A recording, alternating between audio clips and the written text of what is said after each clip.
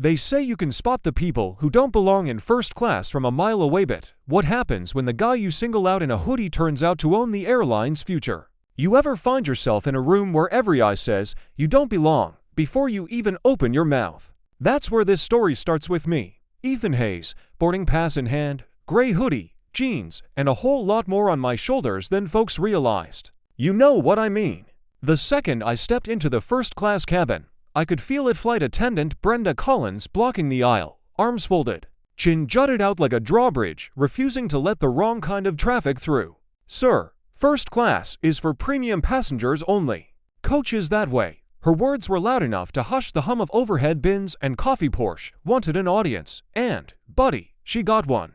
I showed my boarding pass to A, right there in big bold print, but Collins looked at it like it was Monopoly money. "I've been doing this job 12 years, she told me. "I know when someone doesn't belong up here." I could have argued, made a scene, but you learn patience when you spend your life being questioned just for showing up. So, I handed over my ID, calmly as I could. She held it at arm's length, squinting for something out of place, and then said, "Doesn't match our passenger manifest. Move to your actual seat." People started whispering. A few phones came out. Folks these days know a viral moment when they smell one. A woman to Rose back Olivia Rodriguez. I'd find out later. Quietly started live streaming. Comments flooded in "This is disgusting. Call the captain. Don't let them get away with it." I pulled up my digital ticket, crystal clear to A, premium select. She didn't even look, just waved it off. "Anyone can fake those digital tickets. Show me your credit card receipt," I said. "Mom, I shouldn't need to prove my right to sit in a seat I purchased. I'm trying to avoid embarrassment here for both of us." That's when a guy in for A chimed in. Maybe he used miles to upgrade at the last minute. Brenda shot him a look. "Those upgrades go to real business travelers who actually belong." The tension was thick enough to cut, and just as I considered reaching into my jacket for something that would end this, she called her supervisor, Michael Chen. The captain's voice cut through on the PA. "Prepare for departure." Chen was just as skeptical. Checked my boarding pass, checked his tablet, then finally looked at me. "Our manifest shows to A assigned to E. Hayes, CEO of Hayes Dynamics." Cabin goes dead silent. Brenda's face goes white, but instead of backing down, she doubles down. That's obviously not him. A CEO wouldn't dress like that. Olivia's live stream blew up. Hundreds of viewers watching. Some guy in 1C was narrating for TikTok. "She's about to get fired" live on camera. It felt surreal, like the whole world was watching me get cross-examined for daring to sit where I belonged. Brenda tried one last time. "Sir, move to coach or I'm calling security." I checked my watch, couldn't help but smile. "Maybe call your corporate office instead. Ask them about the Hayes Dynamics maintenance contract you signed last month." She froze. The game changed. Her hand hovered over her radio, the confidence leaking out of her voice. Chen asked what contract I was talking about. I said, "The $847 million maintenance contract between Hayes Dynamics and American Airlines. 300 employees, 12 states." Her hand was shaking now. I finally reached into my jacket and pulled out my black Amex Centurion card and, more importantly, my Hayes Dynamics CEO badge, a logo big as life. Now the whole cabin saw it. But Brenda still didn't want to believe it. Anyone can fake ID these days. I've seen scams before. Takeoff was late, the captain was irritated, and I just stood there, holding my ground phones all around, capturing every second.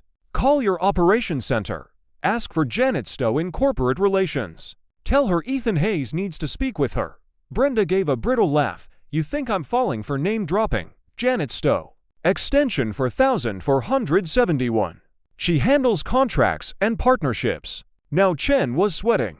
"Brenda, maybe we should actually verify." She cut him off. "I refuse to be manipulated." The captain came on again. More urgent. "I need my crew to resolve whatever is happening now." Finally, I spoke directly to the captain over the intercom. "Captain Miller, this is Ethan Hayes from Hayes Dynamics. I believe there's been a significant misunderstanding." Silence. Then, "Mr. Hayes, please give me 2 minutes to sort this out." That's when Brenda's world started crumbling. She realized the captain knew my name, knew my voice. Olivia's livestream hit 3,500 viewers, TikTok and Instagram blowing up. Hashtags trending, people demanding action.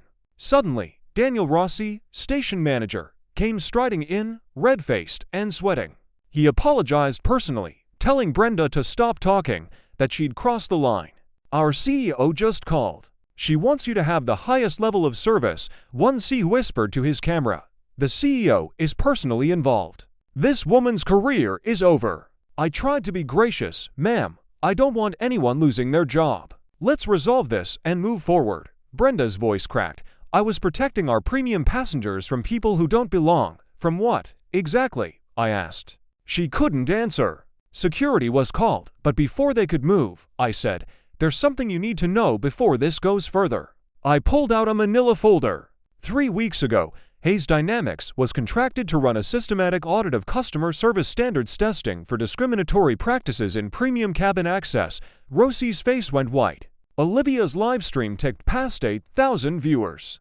I continued. 17 formal complaints in the last quarter. All people of color denied seats they purchased. This flight was a controlled test scenario. Brenda collapsed into a jump seat, face buried in her hands. "You set me up." "No, ma'am. I gave you chances to do the right thing. The choices were yours," a teenager called out. "You're like a secret shopper for discrimination." I grinned. "Something like that. But we're rating human dignity, not just food service." Corporate got on the line. Laura Maxwell, American Airlines CEO, appeared via emergency conference. "What are your findings?" she asked. I laid it out. Brenda denied documentation for times, made assumptions based on appearance, escalated conflict, refused to listen to supervisors, and explicitly stated, "I know who belongs in first class." Social media was melting down, 47,000 mentions in an hour. Civil rights groups chiming in, stock price tumbling. Jessica Bell, the CFO, spoke up, stocks down 3% in an hour. Brenda whispered, "You're ruining my career over one mistake." "No," I said, "this was a pattern, not a mistake." The audit revealed the system, not just one person. I showed the contract. Any employee caught demonstrating bias during an audit is suspended pending 40 hours of unpaid training. And the company has 30 days to implement new protocols or risk losing their maintenance contract, grounding 63% of their fleet. The room went dead silent. Maxwell's voice was strained. "We'll comply. Collins is suspended. New training starts immediately." What followed was real change, not a PR stunt. Brenda reported to diversity training alongside 43 others. The first assignment? Watch her own behavior on the viral video. She admitted, "I see now he judged him on appearance, not facts." Training was intense, role-playing, bias testing, listening to real stories from passengers who'd been denied dignity. When she returned to work, it was under scrutiny. Her first flight, a deliberate test, welcomed a young black man in a Harvard sweatshirt, offered help, and for the first time, saw him as a person, not a stereotype. The ripple effect was immediate. Airlines launched bias training, the FAA began industry-wide reviews, even tech companies called for audits. Brenda became a mentor, her story featured in the company newsletter. Every passenger deserves dignity, no matter how they look. Lawsuits dropped, customer satisfaction rose. And for the first time, complaints got real attention. Olivia Rodriguez's livestream hit 12 million views. Became an advocate.